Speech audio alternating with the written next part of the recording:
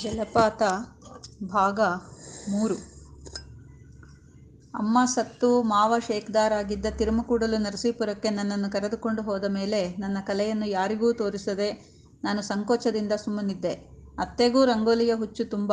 ನಮ್ಮ ಅತ್ತೆ ಮಾಡದ ವ್ರತ ಕಥೆಗಳೇ ಇಲ್ಲ. ಯಾವ ವ್ರತ ಮಾಡಿದರೂ ದೇವರ ಮುಂದೆ ಅವರು ದೊಡ್ಡ ದೊಡ್ಡ ರಂಗೋಲಿ ಬರೆಯುತ್ತಿದ್ದುದು ಮಾತ್ರವಲ್ಲ, ಅವುಗಳಿಗೆ ಮರದ ಹೊಟ್ಟನ್ನು ಕೆಂಪು, ಕಪ್ಪು, ಹಳದಿ, ನೀಲಿ ಮೊದಲಾದ ಬಣ್ಣಗಳಲ್ಲಿ ಕಲಸಿ ತುಂಬುತ್ತಿದ್ದರು. ಥಳಥಳ ಹೊಳೆಯುವ ಸರಿಗೆಯ ದಡ ಕಟ್ಟುತ್ತಿದ್ದರು. ಅತ್ತೆಗೆ ಬಣ್ಣದ ಕಲೆ ಗೊತ್ತಿದ್ದರೂ ಅಮ್ಮನಿಗೆ ಬರುತ್ತಿದ್ದಷ್ಟು ಆಕೃತಿಗಳ ರಚನೆ ಬರುತ್ತಿರಲಿಲ್ಲ. ನಾನು ಅವುಗಳನ್ನು ಒಂದು ದಿನ ಬರೆದು ತೋರಿಸಿದಾಗ ಅತ್ತೆಗೆ ಅದೆಷ್ಟು ಸಂತೋಷವಾಯಿತೋ, ನನ್ನ ಮೇಲೆ ಅದೆಷ್ಟು ಪ್ರೀತಿ ಬಂದಿತೋ. ಶ್ರೀಪತಿ ಜಾಣ, ಇನ್ನು ಮೇಲೆ ನನ್ನ ಜೊತೆ ನೀನು ರಂಗೋಲಿ ಇಕ್ಕು ಬಾರಪ್ಪ ಎಂದು ವ್ರತಕಥೆಗಳ ದಿನವೆಲ್ಲ ಕರೆಯುತ್ತಿದ್ದರು. ಅವರೇ ನನ್ನ ಶಿಷ್ಯೆಯೂ ಆದರು. ನಾವು ತಿರುಮಕೂಡಲು ನರಸೀಪುರದಲ್ಲಿದ್ದಾಗಲೇ ಮಾವನ ಹಿರಿಯ ಮಗಳು ಅನ್ನಪೂರ್ಣೆ ತೀರಿಕೊಂಡದ್ದು. ಅವಳದು ತುಂಬ ಒಳ್ಳೆಯ ಸ್ವಭಾವ. ನನ್ನನ್ನಂತೂ ತುಂಬ ಪ್ರೀತಿಸುತ್ತಿದ್ದಳು. ಮದುವೆಯಾಗಿ 1.5 ವರ್ಷವಾಗಿತ್ತು. ಹೆರಿಗೆಯಲ್ಲಿ ಹೋಗಿಬಿಟ್ಟಳು. ನಮ್ಮೆಲ್ಲರಿಗೂ ನರಸೀಪುರವೇ ಬೇಜಾರಾಗಿತ್ತು. ಅಷ್ಟರಲ್ಲಿ ಮಾವನಿಗೆ ಮೈಸೂರಿಗೆ ಶಿರಸ್ತಾರಾಗಿ ಬಡ್ತಿ ಸಮೇತ ವರ್ಗವಾಯಿತು. ನನಗೆ ಆಗ 13 ವರ್ಷ. ಉಳಿದವರಲ್ಲಿ ಹಿರಿಯವಳಾದ ಜಾನಕಿಗೆ 16. ನಡುವೆ ಒಂದು ಮಗು ಸತ್ತು ನಂತರದ ಶ್ರೀದೇವಿ ನನ್ನ ವಯಸ್ಸಿನವಳೇ. ಮತ್ತೆ 2 ಮಕ್ಕಳು ಸತ್ತವಂತೆ. ಭೂದೇವಿ ಎಂದರೆ ವಸು 8 ವರ್ಷದವಳು. ಹಿರಿಯ ಮಗ ಸುಬ್ಬು 18ರವನು. ಆಗಲೇ ಕಾಲೇಜಿನಲ್ಲಿ ಓದುತ್ತಿದ್ದ. 50 ವರ್ಷ ತುಂಬಿ ಇನ್ಶೂರೆನ್ಸಿನ ಹಣ ಬಂದದ್ದರಲ್ಲಿ ಮಾವ ಮೈಸೂರಿನಲ್ಲಿಯೇ ಚಾಮುಂಡಿಪುರದಲ್ಲಿ ವಿಶಾಲವಾದ ಒಂದು ಮನೆ ಕೊಂಡುಕೊಂಡ. ಯಾರೋ ವಿಶ್ವಾಸದವರು 8,000ಕ್ಕೆ ಕೊಟ್ಟರಂತೆ. ನಾನು ಮಿಡ್ಲ್ ಸ್ಕೂಲಿಗೆ ಹೋಗುತ್ತಿದ್ದೆ. ಮಾವನ ಹೆಣ್ಣು ಮಕ್ಕಳೆಲ್ಲ ಹಾಡು, ಹಸೆ, ಕಸೂತಿ, ಮನೆಗೆಲಸ ಎಲ್ಲದರಲ್ಲಿಯೂ ಅತ್ತೆಯಂತೆಯೇ ಬುದ್ಧಿವಂತೆಯರು. ಜಾನಕಿಯೇ ಸ್ವಲ್ಪ ದಡ್ಡಿ ಎನ್ನಬೇಕು. ಆದರೂ ಕಸೂತಿಯಲ್ಲಿ ಎತ್ತಿದ ಕೈ. ಅವರೆಲ್ಲರಿಗೂ ಕಸೂತಿಗೆ ನಾನೇ ಡಿಸೈನ್ ಬರೆದು ಕೊಡುತ್ತಿದ್ದೆ. ಯಾವ ಪುಸ್ತಕದಲ್ಲಿ ಯಾವ ಚಿತ್ರವಿರಲಿ 2 ಸಲ ಮನಸ್ಸಿಟ್ಟು ಬರೆದರೆ ಸರಿ, 3ನೆಯ ಸಲ ಹಾಗೆಯೇ ಬೇರೊಂದು ಚಿತ್ರ ಇಳಿಸಿಬಿಡುತ್ತಿದ್ದೆ. ಭೂದೇವಿ 8ನೆಯ ವರ್ಷಕ್ಕೆ ಬಾಗಿಲಿನ ತೆರೆಯ ಮೇಲೆ ನಾನು ಬರೆದು ಕೊಟ್ಟಂತೆ ಕಾಳಿಂಗಮರ್ದನ ಹಾಕಿದ್ದಳು. ಒಂದು ಸಲ ನಾನು ಬರೆದ ಸತ್ಯನಾರಾಯಣ ಪಟ ನೋಡಿದ ಮಾವನಿಗೆ ನನ್ನ ಕಲೆಯ ಮೇಲೆ ದೃಷ್ಟಿ ಬಿತ್ತು. ಅದಕ್ಕೆ ಕಟ್ಟು ಹಾಕಿಸಿದ್ದೇ ಅಲ್ಲದೆ ಪೂಜೆಗೂ ಅದನ್ನೇ ಇಟ್ಟುಕೊಂಡ. ನಾನು ಹೈಸ್ಕೂಲು ಸೇರುವ ವೇಳೆಗೆ ನನ್ನನ್ನು ರಾಮಾಚಾರ್ಯರ ಹತ್ತಿರ ಕರೆದುಕೊಂಡು ಹೋಗಿ ತಮ್ಮ ಸೋದರಳಿಯನಿಗೆ ಚಿತ್ರಕಲೆ ಕಲಿಸುವಂತೆ ಕೇಳಿಕೊಂಡ. ಅಷ್ಟರಲ್ಲಿ ಊರಿನಲ್ಲಿ ನಮ್ಮ ಅಪ್ಪನೂ ತೀರಿಹೋಗಿದ್ದರು. ಬದುಕಿದ್ದಾಗ ಅವರು ನನ್ನನ್ನು ನೋಡಲು ವರ್ಷಕ್ಕೆ 2 ಸಲ ಬರುತ್ತಿದ್ದರಾದರೂ ನನ್ನ ವಿದ್ಯಾಭ್ಯಾಸದ ಮೇಲ್ವಿಚಾರಣೆಯನ್ನು ಮಾವನ ಮೇಲೆಯೇ ಬಿಟ್ಟಿದ್ದರು. ಮಾವ ಎಷ್ಟಾದರೂ ಶೇಕ್ದಾರ್ ಅಲ್ಲವೇ? ಅಪ್ಪ ಸತ್ತ ಮೇಲೆ ಊರಿನಲ್ಲಿ ಯಾರಿದ್ದಾರೆ? ನಾನೊಬ್ಬನೇ ಮೈನರ್ ಮಗ. ಮಾವನೇ ಊರಿಗೆ ಹೋಗಿ ಜಮೀನುಗಳನ್ನು ವಾರ ಗುತ್ತಿಗೆಗೆ ಕೊಟ್ಟು ಮನೆಯನ್ನು ಒಬ್ಬ ಮೇಷ್ಟರಿಗೆ ವಾಸಕ್ಕೆ ಉಚಿತವಾಗಿ ಕೊಟ್ಟು ಬಂದಿದ್ದ. ಹಿಂದೆ ಮಾವ ನಮ್ಮ ಹೋಬಳಿಯಲ್ಲಿಯೇ ಶೇಕ್ದಾರ್ ಆಗಿದ್ದನಂತೆ. ರಾಮಾಚಾರ್ಯರು ಒಂದು ದೃಷ್ಟಿಯಿಂದ ನನಗೆ ನೇರವಾಗಿ ಏನೂ ಪ್ರವಚನ ಮಾಡಲಿಲ್ಲ ಎನ್ನಬಹುದು. ಚಿತ್ರಕಲೆಯಲ್ಲಿ ಇಂಚುಪಟ್ಟಿ ಮತ್ತು ಕೈವಾರಗಳನ್ನು ಯಾವ ಸಂದರ್ಭಗಳಲ್ಲಿ ಉಪಯೋಗಿಸಬಹುದು ಎಂಬುದನ್ನಷ್ಟೇ ತೋರಿಸಿಕೊಟ್ಟರು. ಆದರೆ ಬೆಟ್ಟದ ತಪ್ಪಲಿಗೋ ಕುಕ್ಕರಹಳ್ಳಿಯ ಕೆರೆಯ ಹತ್ತಿರಕ್ಕೋ ಹೋಗಿ ಅಲ್ಲಿ ನನ್ನ ಮನಸ್ಸಿಗೆ ಬಂದುದನ್ನು ಬರೆದುಕೊಂಡು ಬರುವಂತೆ ಹೇಳುತ್ತಿದ್ದರು. ನಾನು ಬರೆದುದರಲ್ಲಿ ದೋಷಗಳನ್ನು ತೋರಿಸಿ ತಿದ್ದಿಕೊಳ್ಳುವ ಕ್ರಮವನ್ನೂ ಹೇಳುತ್ತಿದ್ದರು. ಜಗನ್ಮೋಹನ ಚಿತ್ರಶಾಲೆಗೆ ಮೊದಲ ದಿನ ನನ್ನನ್ನು ಕರೆದುಕೊಂಡು ಹೋದವರು ಅವರೇ. ಆಮೇಲೆ ನಾನೇ ಅಲ್ಲಿಗೆ ಪದೇ ಪದೇ ಹೋಗುತ್ತಿದ್ದೆ. ಒಳಗೆ ಹೋಗುವ ಒಂದಾಣೆ ಪ್ರವೇಶ ಶುಲ್ಕಕ್ಕಾಗಲಿ ಅಥವಾ ಮೇಲಿನ ಯಾವ ಖರ್ಚಿಗಾಗಲಿ ಮಾವ ಎಂದೂ ಹಿಡಿತ ಮಾಡಿದವನಲ್ಲ. ಹಿಡಿತವೆನ್ನುವುದನ್ನು ಅವನು ಎಂದೂ ಕಾಣ.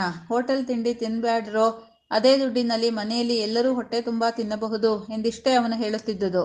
ಅತ್ತೆಯ ಕೈಯ ಊಟ ಮಾಡಿದ ಯಾರು ತಾನೇ ಹೋಟೆಲಿಗೆ ಹೋಗುತ್ತಾರೆ? ಅಷ್ಟರಲ್ಲಿ ರಾಮಾಚಾರ್ಯರು ಉಬ್ಬಸ ರೋಗದಿಂದ ಸತ್ತು ಹೋದರು. ಸಾಯುವ ಮೊದಲು ಮಾವನ ಕೈಲಿ ಶ್ರೀಪತಿ ತುಂಬ ಚುರುಕು ಹುಡುಗ, ಸರಿಯಾಗಿ ಅಭ್ಯಾಸ ಮಾಡಿದರೆ ಮುಂದೆ ಕೀರ್ತಿಶಾಲಿಯಾಗುತ್ತಾನೆ ಎಂದಿದ್ದರಂತೆ. ಮಾವ ನನ್ನನ್ನು ವೃತ್ತಿ ಶಿಕ್ಷಣ ಶಾಲೆಗೆ ಸೇರಿಸಲು ಯೋಚಿಸಿದರಾದರೂ ಅದು ನನ್ನ ಇಂಗ್ಲಿಷ್ ವಿದ್ಯಾಭ್ಯಾಸಕ್ಕೆ ಅಡ್ಡಿಯಾಗುತ್ತಿತ್ತು. ಅಷ್ಟರಲ್ಲಿ ಹೇಗೋ ಹೈಸ್ಕೂಲಿನಲ್ಲಿ ಪಾಸಾಗಿ ಕಾಲೇಜಿಗೆ ಬಂದಿದ್ದೆ. ಕಾಲೇಜಿನಲ್ಲಿ ನಾನು ಓದುತ್ತಲೇ ಇರಲಿಲ್ಲ. ಹೈಸ್ಕೂಲಿನಲ್ಲಿಯೂ ಓದುತ್ತಿರಲಿಲ್ಲ. ಯೂನಿವರ್ಸಿಟಿಯ ಪುಸ್ತಕ ಭಂಡಾರಕ್ಕೆ ಹೋಗಿ ಜಗತ್ಪ್ರಸಿದ್ಧ ಕಲಾವಿದರ ಚಿತ್ರಗಳನ್ನು ನೋಡುತ್ತಿದ್ದೆ. ಡಿಸೈನು, ಸ್ಕೆಚ್ಚು ಮೊದಲಾದವುಗಳನ್ನು ಕುರಿತು ಕೆಲವು ಪುಸ್ತಕ ಓದಿದೆ. ವರ್ಣರಸಾಯನಶಾಸ್ತ್ರ ಕುರಿತ ಒಂದು ಪುಸ್ತಕ ತಂದು ಇಂಟರ್ಮೀಡಿಯೇಟ್ನಲ್ಲಿ ಕೆಮಿಸ್ಟ್ರಿ ಓದುತ್ತಿದ್ದ ಶ್ರೀದೇವಿಯ ಕೈಲಿ ಹೇಳಿಸಿಕೊಳ್ಳಲು ಪ್ರಯತ್ನಿಸಿದೆ. ವರ್ಣರಸಾಯನಶಾಸ್ತ್ರ ಅವಳಿಗೇನು ತಿಳಿಯುತ್ತದೆ? ಮಾವನ ಕೈಲಿ ದುಡ್ಡು ಇಸಿದುಕೊಂಡು ವಿಧ ವಿಧದ ಬಣ್ಣ ತರಿಸಿಕೊಂಡು ನಾನೇ ಅವುಗಳ ವಿವಿಧ ಪ್ರಮಾಣದ ಮಿಶ್ರಣ ಮಾಡಿ ಪರೀಕ್ಷಿಸಿ ಆ ಪುಸ್ತಕವನ್ನು ಅರ್ಥ ಮಾಡಿಕೊಳ್ಳಲು ಯತ್ನಿಸಿದೆ. ಅದರಲ್ಲಿ ಎಷ್ಟೋ ಮಟ್ಟಿಗೆ ಸಫಲನೂ ಆದೆ. ಇತಿಹಾಸ, ಅರ್ಥಶಾಸ್ತ್ರ, ತರ್ಕಶಾಸ್ತ್ರ ಮೊದಲಾದವುಗಳನ್ನು ಕಾಲೇಜಿನಲ್ಲಿ ಕಲಾವಿಭಾಗದ ವಿಷಯಗಳೆಂದು ಏಕೆ ಕರೆಯುತ್ತಾರೆಯೋ ಕಾಣೆ. ಅವು ಕಲೆಯ ವಿಷಯಗಳಾಗಿದ್ದರೆ ನಾನು ಇಂಟರ್ಮೀಡಿಯೇಟ್ ಪರೀಕ್ಷೆಯಲ್ಲಿ ಫೇಲಾಗುತ್ತಿರಲಿಲ್ಲ. ನನಗೆ ಓದು ಬೇಡವೆಂದಾಗ ಓದಲೇಬೇಕೆಂದು ಸುಬ್ಬು ಅಧಿಕಾರಯುತವಾಗಿ ಹೇಳಿದ. ಆಗಲೇ ಅವನಿಗೆ ಶೇಕ್ದಾರಿಕೆ ಆಗಿತ್ತು. ಅತ್ತೆ ಓದದೇ ಇದ್ದರೆ ಮುಂದೆ ಗತಿಯೇನು ಎಂದು ಬಲವಂತಪಡಿಸಿದರು. ಆದರೆ ಮಾವ ಮಾತ್ರ ಚಿತ್ರಕಲೆನೇ ಕಲಿ ಎಂದು ಶಿವಾನಂದ ಶಾಸ್ತ್ರಿಗಳ ಹತ್ತಿರ ನನ್ನನ್ನು ಕರೆದುಕೊಂಡು ಹೋದ. ಶಿವಾನಂದ ಶಾಸ್ತ್ರಿಗಳ ಚಿತ್ರಕಲೆ ಬಲ್ಲವರಾದರೂ ಅವರ ಪಾಠಕ್ರಮ ಹಿಡಿಸದೆ ನಾನೇ ಅವರನ್ನು ಕೈಬಿಟ್ಟೆ. ಸುಮಾರು 6 ವರ್ಷ ನನಗೆ ನಾನೇ ಪಾಠ ಹೇಳಿಕೊಡುತ್ತಾ ಬರೆಯುತ್ತಾ ತಿದ್ದುತ್ತಾ ಕಳೆದೆ. ಆಗಲೇ ಶೃಂಗೇರಿ, ಕೊಪ್ಪ, ಜೋಗ ಮೊದಲಾದ ಕಾಡುಗಳಲ್ಲಿ ತಿಂಗಳುಗಟ್ಟಲೆ ತಿರುಗಿದ್ದೆ. ಮಧುರೆ, ಚಿದಂಬರ, ರಾಮೇಶ್ವರ ದೇವಸ್ಥಾನಗಳನ್ನು ನೋಡಿದೆ. ಮುಂಬಯಿಯ ಜೆ ಸ್ಕೂಲಿಗೆ ಸೇರಬೇಕೆಂದು ಒಮ್ಮೆ ಮನಸ್ಸಾದರೂ ಅದು ಸರಿ ಹೋಗುವುದಿಲ್ಲವೆಂದು ಸುಮ್ಮನಾದೆ. ನನಗೆ ವಯಸ್ಸು ಬಂದ ಮೇಲೆ ನಮ್ಮ ಊರಿನ ಜಮೀನಿನ ಉತ್ಪನ್ನದ ಜವಾಬ್ದಾರಿಯನ್ನು ಮಾವ ನನಗೇ ಬಿಟ್ಟುಕೊಟ್ಟ. ಮಾವನಿಗೆ ರಿಟೈರ್ ಆದ 1 ತಿಂಗಳಿನ ನಂತರ ಎಂದು ಕಾಣುತ್ತದೆ.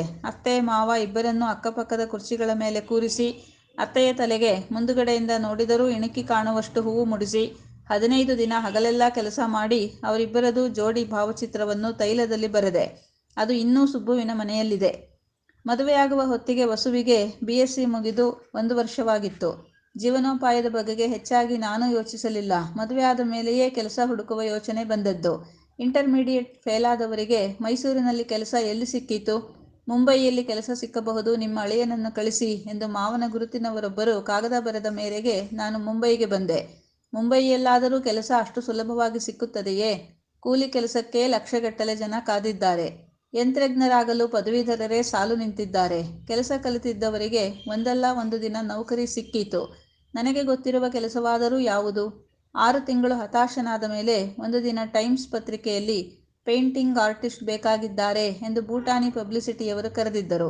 ಅದಕ್ಕೂ ಜೆ ಸ್ಕೂಲ್ ಮತ್ತು ಇತರ ಕಲಾಶಾಲೆಗಳಿಂದ ಸರ್ಟಿಫಿಕೇಟ್ ತಂದಿದ್ದ ಅಭ್ಯರ್ಥಿಗಳ ಸಾಲು. ಈಗ ನಮ್ಮ ಕಂಪನಿಯ ಕಲ್ಕತ್ತೆಯ ವಿಭಾಗದಲ್ಲಿ ಆರ್ಟ್ ಡೈರೆಕ್ಟರ್ ಆಗಿರುವ CF ಬೂಟಾನಿಯವರು ಆಗ ಇಲ್ಲಿದ್ದರು. ಅವರೇ ನನ್ನನ್ನು ಪರೀಕ್ಷೆ ಮಾಡಿ ನನ್ನ ಶಕ್ತಿಯನ್ನು ಗುರುತಿಸಿ ಕೆಲಸಕ್ಕೆ ತೆಗೆದುಕೊಂಡವರು. ಈ ಕೆಲಸಕ್ಕೆ ಸೇರಿದ 8 ದಿನದಲ್ಲಿಯೇ ನನಗೆ ಅಸಹ್ಯ ಬಂದಿತು. ಸ್ವತಂತ್ರವಾಗಿ ಹೊಸ ಹೊಸ ಸೃಷ್ಟಿ ಮಾಡಬೇಕೆಂದು ಕನಸು ಕಾಣುತ್ತಿದ್ದ ನಾನು ಈ ಜಾಹೀರಾತಿನ ಚಿತ್ರ ಬರೆಯುವುದೇ? ಕಲೆ ಎನ್ನುವುದು ಮೊದಲಿನಿಂದ ಕೊನೆಯ ತನಕ ಸ್ವಯಂಪೂರ್ಣ ಸೃಷ್ಟಿ. ಅಲ್ಲಿ ಒಬ್ಬನ ಮೆದುಳು ಮತ್ತೊಬ್ಬನ ಕೈಗಳು ಕೂಡಿ ಕೆಲಸ ಮಾಡುವುದು ಸಾಧ್ಯವಿಲ್ಲ. ಹೃದಯದಲ್ಲಿ ಹುಟ್ಟಿದುದೇ ಕೈಯಲ್ಲಿ ಮೂಡಿ ಬರಬೇಕು. ಮೊದಲು ಹೃದಯ ತುಂಬಿ ಬರದೆ ಕೈ ಕುಶಲವಾಗಿದ್ದರೂ ಸಾರ್ಥಕವಿಲ್ಲ ಎಂದು ಮುಂತಾಗಿ ನಾನು ಏನೇನೋ ಓದಿದ್ದೆ. ಕಾಲೇಜು ಬಿಟ್ಟ ಮೇಲೆ ಮೈಸೂರಿನ ವಿಶ್ವವಿದ್ಯಾನಿಲಯದ ಲೈಬ್ರರಿಯಲ್ಲಿ ಕುಳಿತು ಕಲೆಯ ಗುರಿಯ ಬಗೆಗೂ ಸಾಧನೆಯ ಬಗೆಗೂ ಎಷ್ಟೋ ಪುಸ್ತಕ ಓದುತ್ತಿದ್ದೆ. ಹಾಗೆಯೇ ಸ್ವಲ್ಪ ಮಟ್ಟಿಗೆ ಮಾವನ ಪ್ರಭಾವದಿಂದ ದಾರ್ಶನಿಕ ವಿಷಯದ ಬಗೆಗೂ ಆಸ್ಥೆ ಬೆಳೆದು ಒಂದೊಂದು ಗ್ರಂಥ ಓದುತ್ತಿದ್ದೆ. ಆಗಲೇ ನಾನು ಆನಂದಕುಮಾರ ಸ್ವಾಮಿ ಮತ್ತು EB ಹ್ಯಾವೆಲ್ಲರ ಪುಸ್ತಕಗಳನ್ನು ಓದಿದ್ದು. ಅವುಗಳನ್ನು ಓದುವಾಗ ಕಲೆ ಮತ್ತು ದರ್ಶನಶಾಸ್ತ್ರಗಳೆರಡೂ ಒಂದೇ ಚಿತ್ಶಕ್ತಿಯ 2 ಮುಖಗಳು ಎಂಬ ಅನುಭವವೇ ಆಗುತ್ತಿತ್ತು. ಈಗ ನಾನು ಮಾಡುತ್ತಿರುವುದೇನು? ಆರ್ಟ್ ಡೈರೆಕ್ಟರು ಕೊಡುವ ಐಡಿಯಾಗಳನ್ನು ಬರೆಯುವುದು. ಜೀವನಕ್ಕೆ ಬೇರೆ ಯಾವುದಾದರೂ ಕೆಲಸ ಹುಡುಕಿಕೊಂಡು ವಿರಾಮದಲ್ಲಿ ಸೃಷ್ಟ್ಯಾತ್ಮಕ ಕೆಲಸವಷ್ಟೇ ಮಾಡಬೇಕೆಂದು 1 ವರ್ಷ ಪ್ರಯತ್ನಪಟ್ಟೆ. ಬೇರೆ ಯಾವ ಕೆಲಸಕ್ಕೂ ಅನರ್ಹನೆಂದು ಮುಂಬಯಿಯು ನನ್ನನ್ನು ನಿರ್ಧರಿಸಿದೆ ಎಂಬುದನ್ನು ಅರ್ಥ ಮಾಡಿಕೊಂಡಾಗ ನಾನು ಅಕ್ಷರಶಃ ಹೆಂಗಸಿನಂತೆಯೇ ಅತ್ತು ಬಿಟ್ಟಿದ್ದೇನೆ. ಯಾವುದೂ ಬೇಡ, ಈ ಕೆಲಸ ಬಿಟ್ಟು ಬಿಡುವ ಎಂದರೆ ಊರಿನಲ್ಲಿರುವ ಹೆಂಡತಿ ಮತ್ತು ಆಗತಾನೇ ಹುಟ್ಟಿರುವ ಮಗುವಿನ ಹೊಣೆ. ಅಷ್ಟರಲ್ಲಿ ನನ್ನ ಕೆಲಸ ಮೆಚ್ಚಿಕೊಂಡು ಕಂಪನಿಯವರು ಸಂಬಳ ಹೆಚ್ಚಿಸಿದ್ದರು. ಹೊಸದಾಗಿ ಆರ್ಟ್ ಡೈರೆಕ್ಟರ್ ಆಗಿ ಬಂದ ಮತ್ರಾನಿಯವರು ನನ್ನನ್ನು ಮೆಚ್ಚಿ ಇನ್ನೂ ಹೆಚ್ಚು ಸಂಬಳ ಮಾಡಿಸಿದರು. ಸುಮಾರು ಅರ್ಧ ಗಂಟೆಯ ನಂತರ ಮ್ಯಾನೇಜರರ ರೂಮಿನಿಂದ ಬಂದ ಮತ್ರಾನಿಯವರು ಐ ಆಮ್ ಸಾರಿ ಹೇಳಿ ತಮ್ಮ ಸುತ್ತುವ ಕುರ್ಚಿಯ ಮೇಲೆ ಕುಳಿತುಕೊಂಡು ಮುಖದ ಮೇಲೆ ತೇಲಿ ಬರುತ್ತಿದ್ದ ಮಂದಹಾಸವನ್ನು ತಮ್ಮ ಹದವಾದ ಮೀಸೆಯಲ್ಲಿ ಮರೆಸಿಕೊಂಡು ಕೇಳಿದರು, ನಾನು ನಿಮ್ಮನ್ನು ಯಾಕೆ ನಿರೀಕ್ಷಿಸುತ್ತಿದ್ದೆ ಅಂತ ಹೇಳಬಲ್ಲಿರಾ? ಅಫ್ಕೋರ್ಸ್, ಇದು ನಿಮ್ಮ ಆರ್ಟ್ ಡೈರೆಕ್ಟರನ್ನು ಅಭಿನಂದಿಸುವ ಸಂದರ್ಭ. ನಿಮ್ಮ ಮದುವೆಯೇ? Exactly. You are an imaginative artist ಎಂದು ಅವರು ಹಾಸದಿಂದ ಬೀಗಿದರು. ಮತ್ರಾನಿಯವರ ವಯಸ್ಸು ಸುಮಾರು 38. ಎತ್ತರವಾದ ಆಳುತನ, ಕೆಂಪು ಮುಖ, ತಿದ್ದಿದ ಹುರುಪು ಮೀಸೆ. ಅಂದ ಹಾಗೆ ಕನ್ಯೆಯ ಬಗೆಗೆ ತಿಳಿಯಲು ನಿಮಗೆ ಕುತೂಹಲವಿರಬಹುದು. ಆಕೆ MD ಮಾಡಿದ್ದಾರೆ. ಸದ್ಯದಲ್ಲಿ ಲೂಧಿಯಾನದ ಸರ್ಕಾರಿ ಆಸ್ಪತ್ರೆಯಲ್ಲಿ ಡಾಕ್ಟರ್. ಆಗ ಏನು ಮಾತನಾಡಬೇಕೆಂಬುದು ನನಗೆ ತಿಳಿಯಲಿಲ್ಲ. ಅವರೇ ಮುಂದುವರಿದರು, ಲಗ್ನಪತ್ರಿಕೆಗೆ ಯಾವ ಡಿಸೈನ್ ಮಾಡಿಸಬೇಕು ಅಂತ ನೀವು ಸಲಹೆ ಮಾಡುತ್ತೀರಿ? ನಾನು ತಕ್ಷಣ ಹೇಗೆ ಹೇಳಲಿ? ಅವರೇ ತಮ್ಮ ಮೇಜಿನ ಖಾನೆ ಎಳೆದು, ಇಲ್ಲಿ ನೋಡಿ, ನಾನೊಂದು ಡಿಸೈನ್ ಯೋಚನೆ ಮಾಡಿದ್ದೇನೆ ಎಂದು ಒಂದು ಹಾಳೆ ತೆಗೆದು ವಿವರಿಸಿದರು. ಅದೊಂದು ಪುಟ್ಟ ಬುಕ್ಲೆಟ್ ಇದ್ದಂತೆ ಇರಬೇಕು. ಸುಮಾರು 8 ಪುಟಗಳು. ಮೊದಲ ಹಾಳೆ ತೆರೆದ ತಕ್ಷಣ ತಿಳಿನೀಲಿಯ ಆಕಾಶದ ಎತ್ತರದಲ್ಲಿ ಒಂದು ಏರೋಪ್ಲೇನಿನಿಂದ ಗುಲಾಬಿಯ ಹೂಗಳು ಭೂಮಿಯ ಮೇಲೆ ಉದುರುತ್ತಿರಬೇಕು. ಆಕಾಶದಲ್ಲಿ ನಕ್ಷತ್ರಗಳು ಚಿಮುಕಿಸುತ್ತಿರಬೇಕು. ಅಷ್ಟರಲ್ಲಿ ತಡೆದು ನಾನು ಕೇಳಿದೆ, ನಕ್ಷತ್ರಗಳು ಚಿಮುಕಿಸುತ್ತಿರುವ ರಾತ್ರಿಯಲ್ಲಿ ಆಕಾಶವು ತಿಳಿನೀಲಿಯಾಗಿ ಹೇಗೆ ಇರುತ್ತದೆ? ಇಟ್ ಈಸ್ ಎ ಪಾಯಿಂಟ್, ಆದರೆ ರಿಯಲಿಸ್ಟಿಕ್ ಆಗಬಾರದು. ಇದು ಕಲೆ. ನಾನು ಹೇಳುವುದು ಕೇಳಿ. 2ನೇ ಪುಟದಲ್ಲಿ ಒಂದು ಕಮಲ ಪುಷ್ಪದಿಂದ ಒಬ್ಬ ಸುಂದರ ತರುಣಿ, ದೇವಲೋಕದ ಊರ್ವಶಿ ಎಂಥವಳು ಅರ್ಧ ಬಾಗಿ ಮಲ್ಲಿಗೆಯ ಹೂವು ಎರಚಬೇಕು. ಆ ಮಲ್ಲಿಗೆಯ ಹೂವುಗಳೇ ಅಂದವಾಗಿ ವೆಡ್ಡಿಂಗ್ ಎಂದು ಹೆಣೆದುಕೊಳ್ಳಬೇಕು. ಮುಂದಿನ ಪುಟದಲ್ಲಿ ವರ ಮತ್ತು ಕನ್ಯೆಯರ ನಗುಮುಖದ ಫೋಟೋಗಳು, ಅವುಗಳ ಕೆಳಗೆ ಅವರ ಹೆಸರು, ವಿಳಾಸ ಇತ್ಯಾದಿ. ಅವುಗಳನ್ನು ಪ್ರಿಂಟ್ ಮಾಡಿಸುತ್ತೇನೆ. ಮುಂದಿನ ಪುಟದಲ್ಲಿ ಮತ್ತೊಬ್ಬ ದೇವ ಮನೋಹರಿ ತುಸು ಬಾಗಿ ಯು ಆರ್ ವೆಲ್ಕಮ್ ಅಂತ ಹೂವಿನ ಹಾರದಲ್ಲಿ ಬರೆದಿರಬೇಕು. ಮುಂದಿನ ಪುಟದಲ್ಲಿ ಸ್ಥಳ, ಕಾಲ, ತಾರೀಕು, ಟೆಲಿಗ್ರಾಮ್, ವಿಳಾಸದ ಹೆಸರು ಇತ್ಯಾದಿ ಪ್ರಿಂಟಿನಲ್ಲಿರುತ್ತವೆ. How do you like the idea ಎಂದು ನನ್ನ ಮುಖ ನೋಡಿದರು. ವಲ್ಗರ್ ಎನ್ನಬೇಕೆಂದು ನನ್ನ ಮನಸ್ಸಿನಲ್ಲಿ ಬಂತು. ಆದರೆ ಅವರು ನನ್ನ ಕೆಲಸವನ್ನು ನಿರ್ದೇಶಿಸುವ ದಣಿ. ಫೈನ್ ಎಂದೆ. ಈ ಕೆಲಸ ಮಾಡುವ ಶಕ್ತಿ ನಿಮ್ಮೊಬ್ಬರಿಗೆ ಮಾತ್ರ ಇದೆ. ನೀವೇ ಮಾಡಬೇಕು. ಐಡಿಯಾಗಳನ್ನು ಸರಿಯಾಗಿ ನೋಟ್ಸ್ ತೆಗೆದುಕೊಳ್ಳಿ. ಇದು ನಿಮ್ಮ ಸ್ವಂತದ ಕೆಲಸ, ಕಂಪನಿಗೆ ಸಂಬಂಧಿಸಿದ್ದಲ್ಲ ಎಂದು ಅವರು 10 ರೂಪಾಯಿಯ 5 ನೋಟುಗಳನ್ನು ಕೊಡಬಂದರೂ ನಾನು ತೆಗೆದುಕೊಳ್ಳಲಿಲ್ಲ. ಆ ದಿನ ರೆಬೆಲೋ ತುಂಬ ಖಿನ್ನಳಾಗಿದ್ದುದಕ್ಕೂ ಆಫೀಸಿನ ಉಳಿದವರು ಲಘು ಲಹರಿಯಲ್ಲಿದ್ದುದಕ್ಕೂ ಕಾರಣ ನನಗೆ ಹೊಳೆಯಿತು.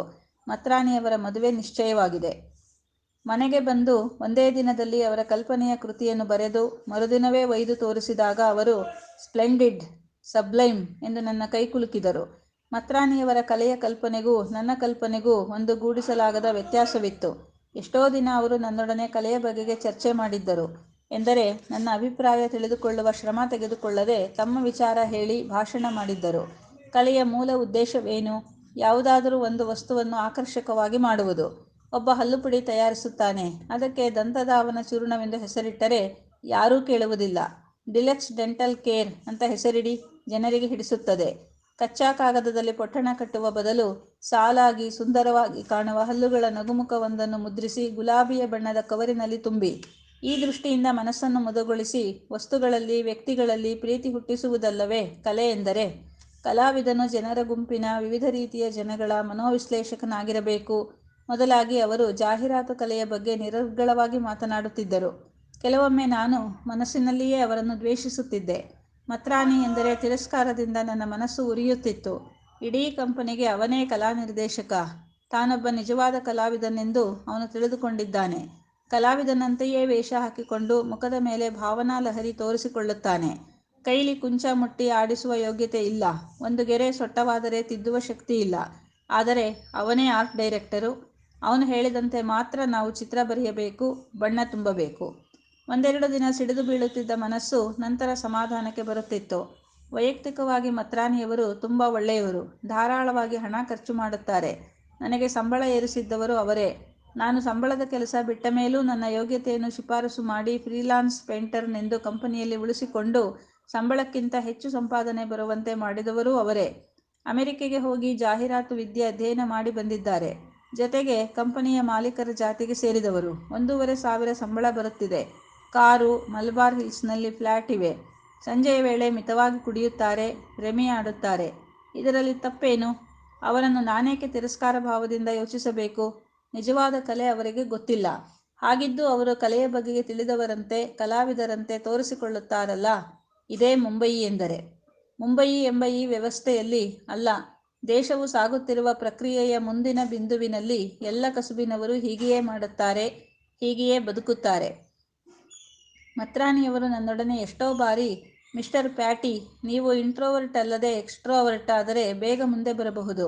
ನಿಮಗೆ ಯೋಗ್ಯತೆ ಇದೆ. ಇನ್ನು 4 ವರ್ಷದಲ್ಲಿ 1,000 ರೂಪಾಯಿ ಸಂಬಳ ಆಗಬಹುದು ಎಂದಿದ್ದಾರೆ.